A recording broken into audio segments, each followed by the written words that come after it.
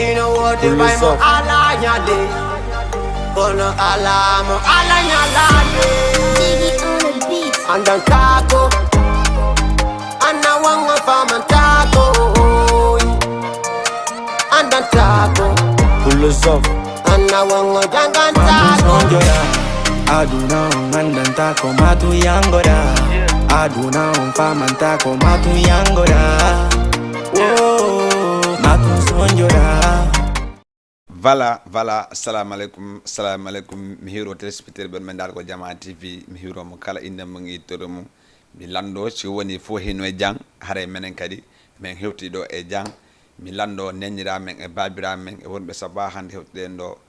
mi lando ci woni wonbe ko obitaji di nawnu be yo alla dikkimbe be arta be fuddito projet ji mabbe e wonbe kadi ko 100 meteji kadi yo alla yaltil be arta be fuddito ko golle mabbe parce que ala neddo hidido problème ala neddo hidido yawgol 100 meter a faami hare ko yida wadi wo ko hoddido wale alla tonon dembe alla kambe kadi yo alla wawbe artigol be arta be kontina golleji mabbe samne no wara nenira men e babira men e kayra men e papira men e ngaccal hay goto hande hiden e octobre 2023 mois de octobre wonden hande ko le 24 octobre mi butta siku gol si woni haray mi faayi haray kono are ko le 22 wala le 23 entre le 24 le 23 dal a faami ko non affaire o yaade haray tous les mardi de mat émission man ndawarma vraiment ko émission ambiance total anda ndawarma ko émission man ndawarma ko émission l'ami la jeunesse parce que ko non jeunesse ko pay ko janday mawdo pay ko jandata hewto mawdo mais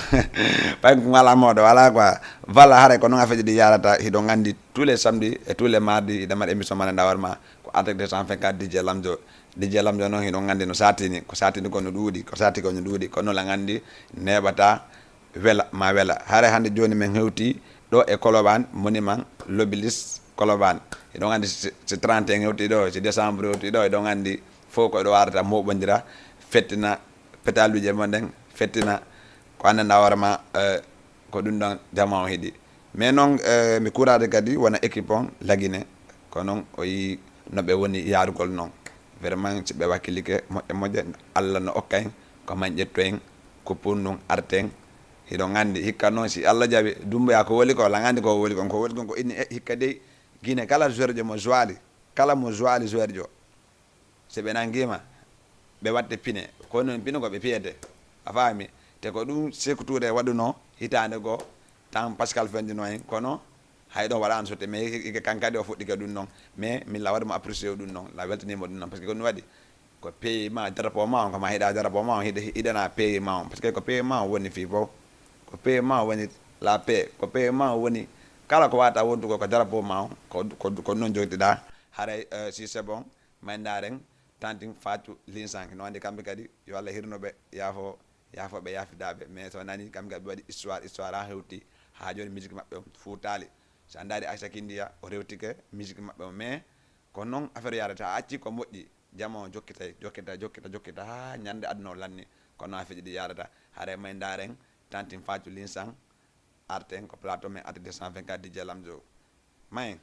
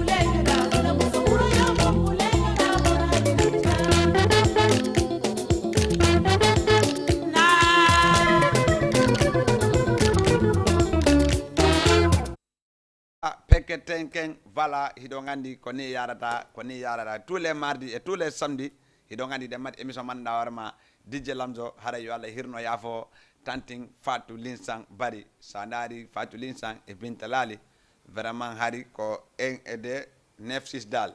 hari oɗo ko hande ko noon affaire o yaade ha joni yo Allah accan en kadi nena Binta Lali so kamɓe kadi yo Allah julno balɗe maɓɓe ko noon affaire ɗi yarata affaire on kala golle ɗe golluɗa o sira wakkilike a golliɗe a heɓay ansidamɓe andana warema vraiment ɓe wawa jokkotugol ko watta kon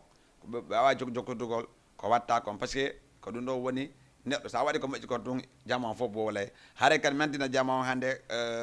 joni Alizé Club ala joni meɗen darde kadi noon boîte man dawarema vraiment mi wawi moɓtugo guinéɓe ɓen ɓe wawa argol ɓe anda guinéɓe ɓen wawa heɓo sécurité ɗan andanda warema koko fotti ko labba inchallah haare min arta e procès min haala noon inchallah ko honto joni affaire o waɗata mais ko noon yarata haare minna ɗon merci beaucoup grand alpha depuis ñaari tali kamɓe kaɓe ñaari tali men salminen ɓe fotta wona seeɗa sannen noon wona couture kankadi mo ɗon e ñaari tali kankadi salminen mo fotta wona seeɗa salminen ɗon wona Moussa Dalen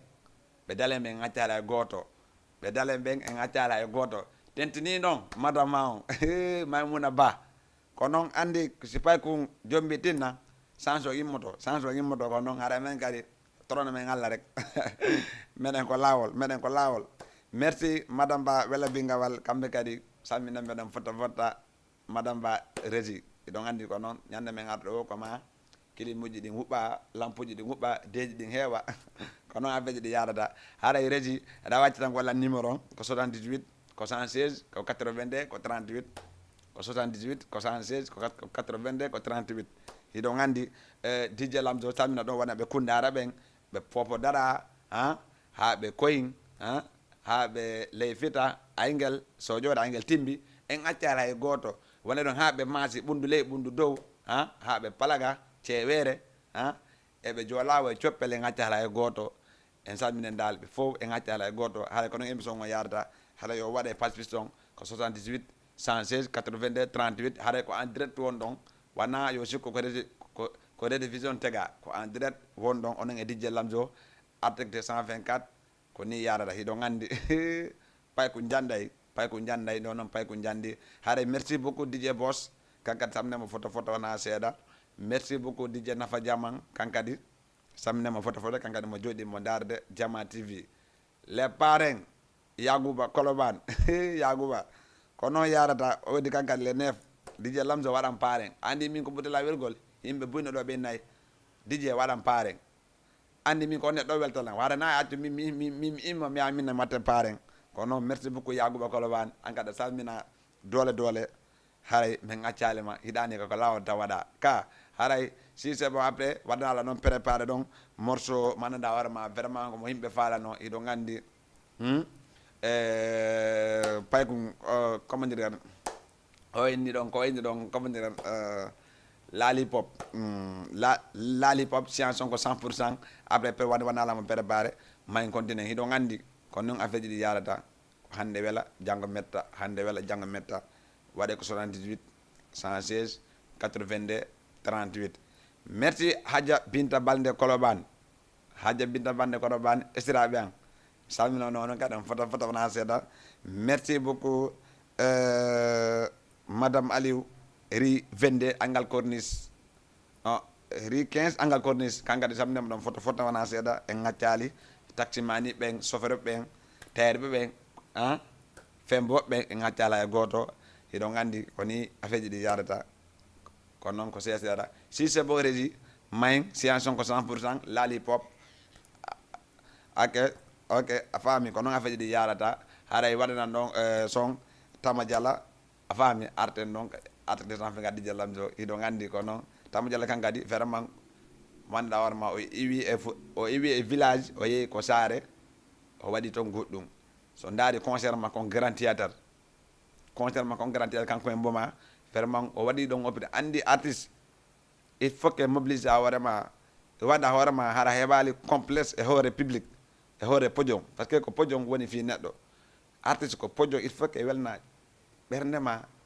welnana jama on par ce que jama si itti mbuɗi mo yooɓi 5000 francs naati e dargol ma normalement yo 5 millions yo jaru si 5 millions jaratu si sa wala ko 5 millions jaru jango jango men notima do jama watama notugol mo haray mayin dareng tama jala artengo plateau men at 224 DJ Lamzo gar malade jaaro e gar ko non ko tama jala kankadi vraiment mo wajo do e konakiri mo wadde peji fodde di labadi waano do wadi tourner o hoti waano wadi do andare wana hay clip do ko Sénégal do o joie a fami ko non pedden ko non woni jokkuda o ga wakkilo kankadi hare ko mo kundara neba ta menen kadi me heba saru me heba saru be quoi parce que ko non andi be no ko labbe to ngimata wala télémila to wala pita to joni musique on à la frontière musique on ko partout musique on ko partout joni atala e goto merci beaucoup wona sere Madina Wulali fans club sere Madina Wulali kam kadi samnembe foto na seda merci beaucoup Uzi family Himaya kan kadi samnema foto na seda saminen dal kala wonbe ko Facebook ben wonbe dargol men ko Instagram wonbe dargol men ko YouTube kambe kadi en atala e goto mabbe kono nga feji di yarata haala ette lion on partage on zemon windon addon hido ngandi kono nga fe yara wala jodi be do e Europe ha e Belgique Italie Espagne en atala e goto kala ko Guinée jo wa jodogol kala ko Guinée jo wa jodogol en atala e goto kono afeji di yarata min comment dire hido ngandi ko sati kon no lati kono wonirta tous les mardis et tous les samedis inen ko émission men arde décembre kadi Lamzo hada yo nodde ko 78 116 82 38 78 116 82 38 hare no mardi prochain habboden invité men kesobe andana warma vraiment na nyanade be woti ko se be woti ko saldo sala hubbay parce que do ngandi e sar jokundaron termeson si Allah jabi e mardi prochain hare habbemo do ko plateau men arde 224 Billy Boy GG do ngandi ko pay ko andana warma no jokki affaire de kedde jokki affaire de musique mais andi yunta jokki wonde tay mama ben hida walla mama ben forti me fe accutu tawa haysa waday mais a forte tu woni me aray wona ta ko bernama te joni non ko pourquoi wonal ko bernama parce que hindi hunde dande ko ma walande ko bernde continue mere parce que on wadi ko envie ma on non afami ko non jettuda ko non subida afami samne no wana Amadou Kosi kankadi samne mo fota wana sera donc ha e binta binta don ha e sellu Kosi kam kadi ngattale goto wana e lamarana Kosi donc ha e prési Lamine Touré le konen kam kadi samne be foto wana sera samne non wana prési boy dunduji kam kadi samne don foto wana sera wana Sidi Dawaji kam kadi samne be foto wana sera kono afeji di yalata samne no wana DJ Adara Junior payku janday Adara Junior e susay donc ha e paykum fulawa ha en duk se poda donc andi joni jambaji dum duudi andi duk se poda en ala na tan me yako poda o wade ko 78 116 82 38 78 116 82 38 wa na dugal en direct ko émission mo at 224 DJ Lamzo haray may daren lali hip hop attention so no 100% science on 60%.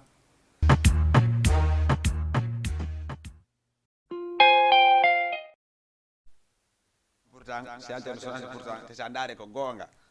Nini tendi non wana hande si weti mi ala jogo si rande. Ko ma mi jodo mi jito wala si wadi lewru ma ela ndo yebgo loas. Mi ala jogo loas. Ko ma mi jito ko wadi science on 100% ko gonga makko ko woli kon parce que on wadi te sandare wono jodi don di yewta walla be harabe renuma de harabe ala Afrique harabe jodi Europe science on hen Europe no jodi tok kono ko e bande nun tum wonde gaagwa ko do war science on 100% science on hino 60% hino 50% ha no 90% fo ko no yarda lal hip hop kanka di vraiment mo lagina do mo wadde alimi ko sabano kanko mo waldiri lal hip hop kanko wurr song ayata dum so yadni do so wona 3 mois wala 4 mois so yadna kadi son c'est ça ko do wona artiste mais chaque mois da yalti son chaque 2 semaines yalti son e ya han ko himata ko hata wala nino cerveau on tawala nino parce que ko winata ha ko andu dawo ay ma dawda buda yusu nduren ay mo dawda ɓura Baba Mali ay mo dawda himɓe ɓura Fodé Barro ay mo dawda ɓura Lamba Siddiɓe kono affaire ɗi yarata ati normalement ɗo joɗogol 3 mois walla 2 mois yaltina morceau 3 mois 2 mois yaltina morceau donc c'est bon mais chaque instant chaque des semaines yaltina so ya han ko himmata kon tawa ko a himmitu kadi ko himmiɗoɗa kon kadi ko a himmitu kadi ko himmiɗoɗa kon haɗa wawɓe noddugol 78 116 82 38 merci Salou an kadi mi yi message ma ko WhatsApp merci beaucoup ko noon affaire ɗi yarata haɗa noon a natay nodda par ce que ligne o no udditama ko fi enen ɗo fof haɗay ko noon wona Moussa Pita ɓe pita ɓe dal e ŋaccali hay goto ɓe pita ɓe leluma ɓe Pobo Dara ɓe Kansangui e ŋaccali hay goto teddino wona sortisant de termeson kamɓe kadi e ŋaccali hay goto wona ɗon e président fédération o wona Mous Salou Yanguke kamɓe kadi samminen ɓe fota wona seeɗa haɗa ɓe wakkili e affaire de immintingol jeunesse on e waltagol jeunesse on tettino kanko e président ɓoye dunduji par ce que mo walliti jeunesse on ko noon si Allah hokkima moyen wallitamo ma walla namamo ma si neɗɗo ari fewtema inni wallan siɗa mari walla on ndigui par ce que on sait jamais hande ko an janggo ko min ko ɗum waɗi goɗɗo si innima a wallumo fewte makko wallamo e hoore sutura hara goto andali a walli on ndigui tele gandi président ɓoy ko noon woni waɗirgol piiji buy mo waɗande jamma mo waɗandi ɗon minen andude mais na e makko min nanirta ko yimɓe waɗana ɓen atta wala vraiment la waɗana hunde kaari a faami ɗum ɗon tun kadi ko Allah waɗama yoɓugol ma ɗum ɗon par ce que si Allah moyen jiɗi naago tun siko sagani hande koye sato mi waltuno koye vol ittanolan ko gallan adalan ɗo Jama TV mais la yetti Allah ɓay Allah waɗi lan sellira alhamdulillah rabbil alamina ko ɗum ɗon yimɓe ɓen faala a faami par ce que ko cellal ngal woni fi fop ko cellal ngal woni fi tagaɗo ko cellal ngal woni fi neɗɗo woɓɓe no waɗi milliard mais ɓe jotta ko galleji maɓɓe ko tuwa ɓe yeehi ko toilette ko hôpital o si ɓe wawa yibbugol ndiyam ko tuwa ɓe yeehi ko toilette o si ɓe wawa yawgol douce a faami ndin jawde ko ndi nafi foti ala ko ndi nafi par ce que no waɗi a ala e jang sa huuri kadi na ala e jang sa may kadi ala e jang ko ɗum waɗi neɗɗo kala ko watta ngol wakkile heɓa jawdi ndi ko jawdi laaɓudi ko ɗum arta wallama no huuɗinen avancira ko gonga noon jawdi no weeli heɓugol na no weeli heɓugol mais noon ko maintenirgol ngol mara ko noon sat e neɗɗo on sa dawi bimbi ko katteɗa a jippoɗa e 500 walla jippoɗa e 1000 francs walla jippoɗa e 10 000 walla jippoɗa e 5000 joni si a daari heɓowo 10 000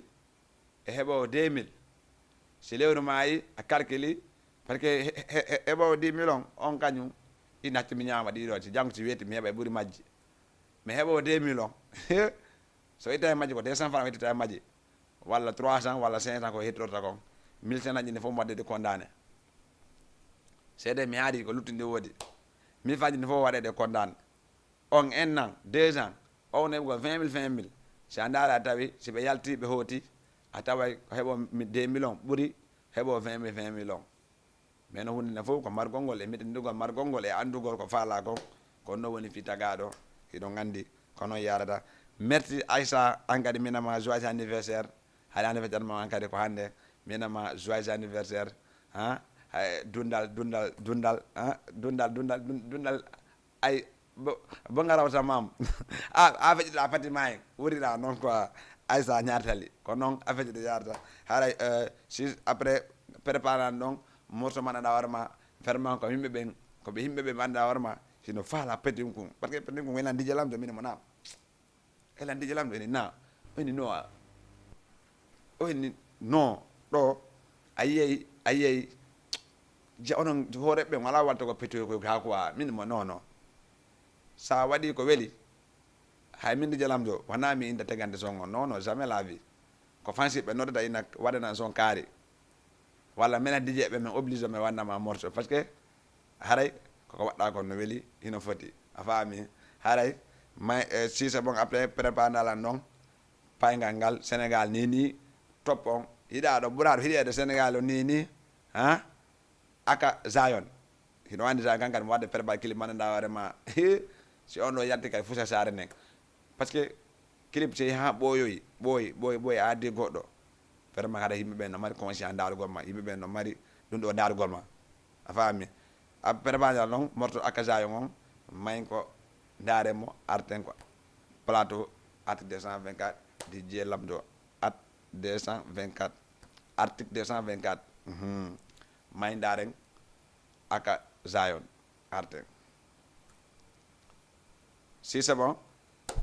mayin kadi wona alpha si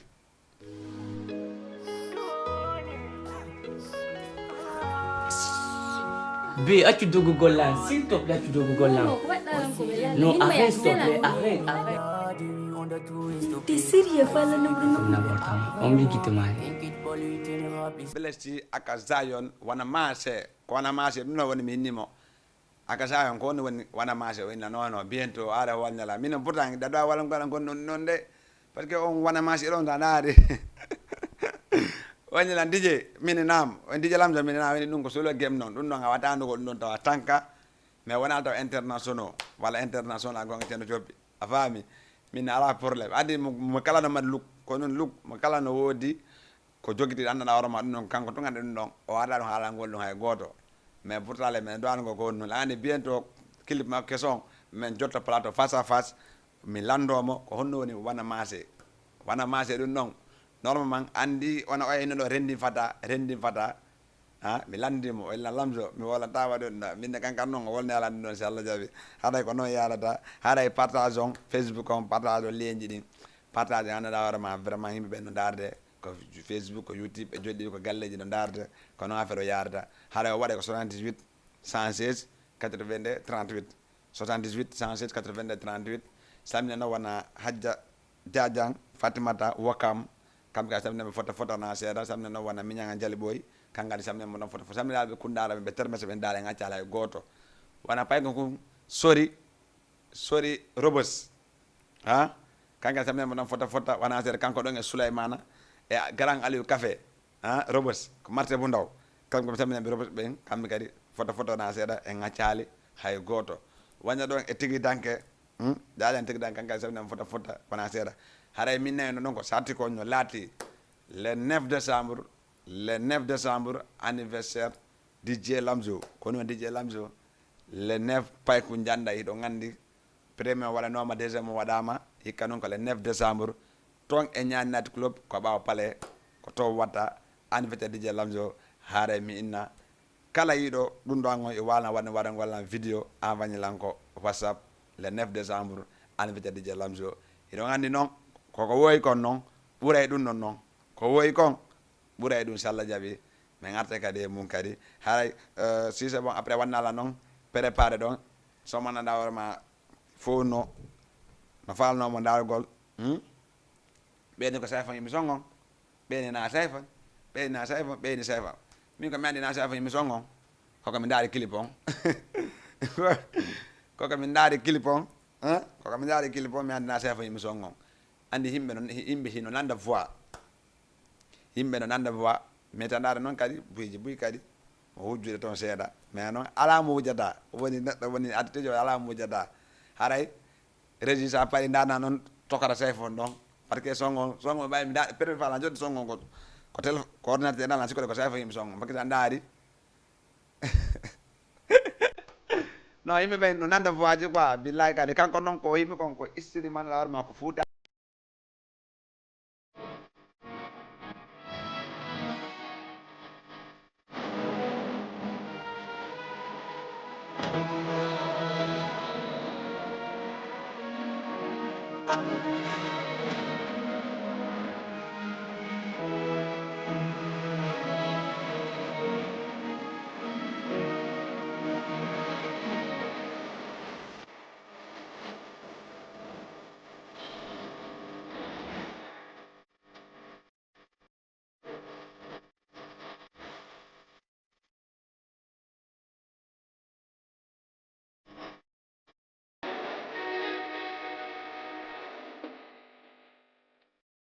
arata si payko jandi e saare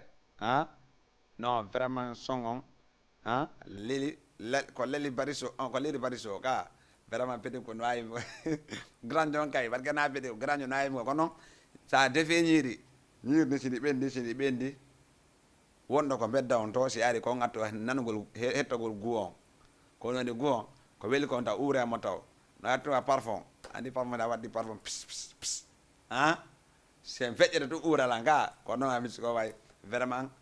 misi ko no foti no laaba ko noon min tamo yo wattu courage o waɗa kadi o wakkilo ko noon affaire on ko change fay ko janday voilà merci beaucoup Moussa e Aliou ɗon e Colobane kankadi samnemo fota samne wona ɓe Grand Dakar ɓen ɗon kinsalman Grand Dakar saminen daali wona daali kala wono daagole émission attité sans fin gadi je lamjo hande noon hande noon o yiila hande ga hande lambungi de lambungi hande moƴƴa noon a faami voilà merci beaucoup wona DJ Bella e DJ Billy Boy kamɓe kadi chaque année aɓe waɗe ɗo mercredi kanko ko émission makko waltata DJ Bella ko hottiren Fouta haare ko noon affaire ji ɗi yarata aariji ɗin ko ma doga merci beaucoup jangaccito Koundara yo arnoɓe ɗo e samedi passé e kanko e Garal Lamine Touré Garal Lamine Touré kamɓe kadi min naɓe ɗon e vraiment émission one ñanden weeli no fottu noon par ce que Koundara goto gaynayi a faami ga haray si c'est bon après régie yanda nalan ɗon morceau manaɗa warma ko paykon kun no futtude sar nden paykon kun no futtude ɗum ɗo Kilawan wada Kilawan wada officiel Kilawan Wakam Kilawan wada windi e ɗum ɗo on aɓe dani alammo ɗon a faami wona alpha marché asalem kankadi samminen ɓe asalem ɓen en accala e goto alpha kankadi vraiment lan andinma ko andana wona komo DJ Lamzo wakkilo waɗa courage kono noon affaire on ko seeɗa yarata mais e ngal ɗo rone mettanoke ko anniversaire mais ngal ɗo si Allah jaaɓi habbalan mi aray kadi mi adananama kadi mi aray kadi mi adannoroma kadi minne noon alpha minne mi waɗike ko tango par ce que haade ɗo himo e voyage haray yo waddoy ko rulugol valan o hara goɗɗo waɗalima alpha o gotum merci beaucoup séri mariama kankadi saminem fota wona seeɗa wona Binta Ba kankadi mo darde kankadi samnemo fota wona seeɗa kono noon affaire ji ɗi yarata haray si c'est bon régie Kilawan waɗa Superboy family walla Kilawan waaw so wona c'est bon ma daranane goɗɗo rek arten ko plateau mi artete tan kadi DJ Lamzo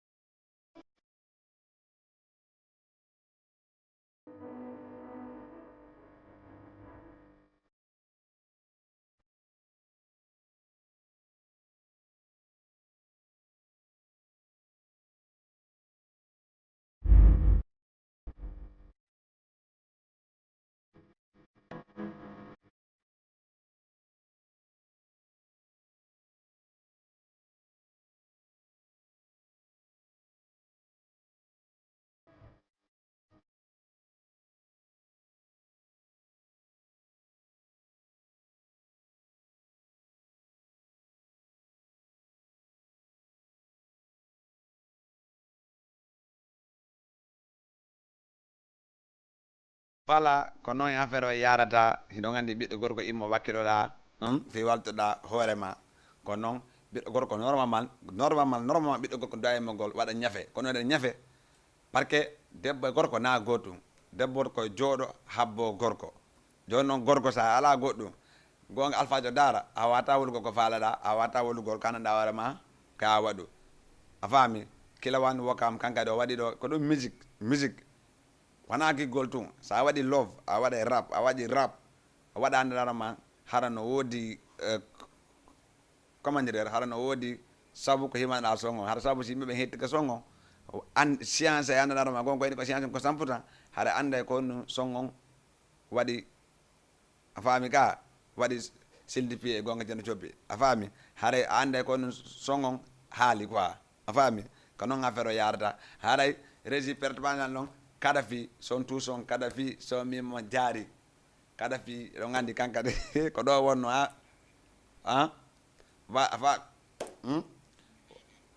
ok comment dire haray ko noon yarata haray waɗnan noon kumfaji wokam andi fi maɓɓe kam kadi fanda ɗo gandi ko noon après mi arte mon DJ Lamzo arde tan fe gad hande noon vraiment wona jooɗiɓe ko suuɗi ɓen haray maynigol ɓe waway ko no woodi ko wattu mais ala problème prochain samedi inchallah haray wawi noddugo ko numéro téléphone ji ɗin doga no woori no doguirgol noon kono affaire ji yarata haray minna ɗon ber jooɗiɓe no darde vraiment mi weltadikeɓe moƴƴa wona seeɗa mbeɗa waɗi meɗago ko Facebook e ko YouTube haray minna ɓe mi weltadikeɓe photo wona seeɗa yooɓe ƴettu ligne ɗin ɓe partage walla j'aime ɓe waɗa abonné par ce que ko no woni important émission on fof ko honno lien on partage amo waɗa aimé partage a abonnoɗa ko no woni ɓurtugol ɓeydugol dole ɗen e affaire on no yarata noon haray min noon ko noon yaada tous les mardi et tous les samedi la ando mardi ɗon prochain noon inchallah de mari andanɗa hoorema thème mo andanɗa hoorema e mardi prochain ko ma wolen fi ɗum ɗon wona honno ko fi honno musique woɓɓe fuɗɗotu hen lawol ɓe areta on digui wona on digui waɗu ko faala kon par ce que ɓiɗɗo ma si no wadde musique o andi ko ɗum go suuɓi o fimata o yarata o hujjata goɗɗo ñawlaki goɗɗo accutumo waɗa vie privé makko accutumo yaaha himo yaade réunion famille himo vertude fadde so waɗi mo yaade milan sikko de haray o continue foof a faami par ce que wona musique bonta neɗɗo no woodi ɓurɓe bonugol musique ɓen no jooɗi fi maɓɓe wolaka no woodi ɓurɓe waɗugol ko boni musique ɓen no jooɗi fi maɓɓe wolaka a faami joni noon en tant que a daro wolayna kaali ɓayno himmude o bonni o yalti juuɗe mais inchallah mardi prochain si Allah jaabi ɓe ara ɓe jooɗo ɓe laɓɓinanene foof ko sabu honnu ko sabu honnu ye e lawol ɓe accita walla sabu honnu waɗi ɓe ronka heɓugol image ji walla ko sabu honnu waɗi découragé ɓe musique on par ce que sa daari e temps mo kala e temps mum quoi mo kala e temps mum mais noon inchallah woƴƴay ara min noon mi jonno rendez-vous inchallah samedi 14h30 à 15h30 inchallah samedi noon mo welay walla ma wela mi acci don e morto kumfaji e ko watta kon kadi Jama TV haray may daren kumfaji wokam merci beaucoup haray may weltike haray ciao Adjara Junior merci Yeah, Kumpaji from Wakam. Alright, Nene Jumba Baba Jumba. Hold on, Jay. Alright,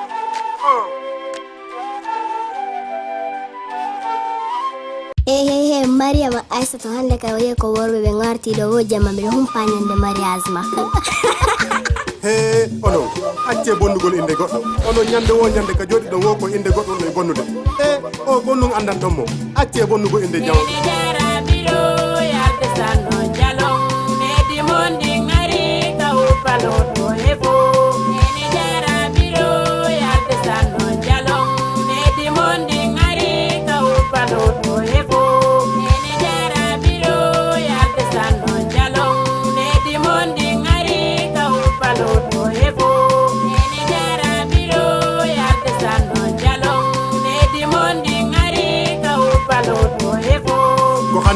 weli fillade debbo ko renti yo ɓeydude daru ganada koyɗe maɗen ko jemma jemmino weteyde ñalade ma nden hewteyde mbalma muso doni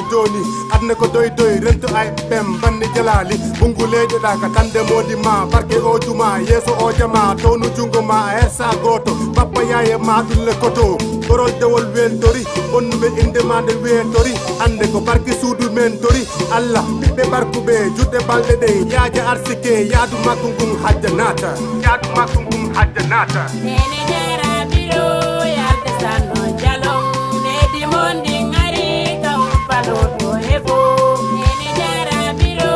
yalde sanno jalon nedi mondi ngari ka uppalo to hefo nene jara biro yalde sanno jalon nedi mondi ngari ka uppalo to hefo nene jara biro yalde sanno jalon nedi mondi ngari ka uppalo to hefo yimɓe hande ɓe mi huuli haala maɓɓe kan ɗuuɗi ɓe yalta ɓe bonnamo inde ɓe inna o jooɗotako e dewgal ɓe yaramo ƴiƴam ɓe andamo ɓe bonnamo inde ɓe andamo woɓɓe hiɗa jombaɓe hara hiɗa jogii jawdindi bona woɓɓe hiɗa jombaɓe hara ala jawdindi heɓo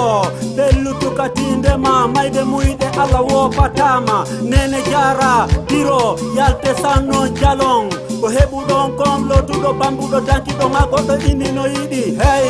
ko wudere futu e haɓɓere goro e horde e gatal gorol e deyol foppu no joɗi no haɓɓi futu ɓe tore ɓe okke ɓe toro allah e bewgal moƴƴu hatta men fijana futu men amana gorol e deyol hatta men fijay ha koma men fija biro yalde sanno jalon nedi mondi ngari ka uppalo to hefo nene jara biro yalde sanno jalon nedi mondi ngari ka uppalo to hefo nene jara biro yalde sanno jalon nedi mondi ngari ka uppalo to hefo nene jara biro yalde sanno jalon nedi mondi ngari ka uppalo to hefo. Yeah, Kumpa G from Wakam. Alright, Nene Jumba Baba Jumba. Hold on, J. Alright.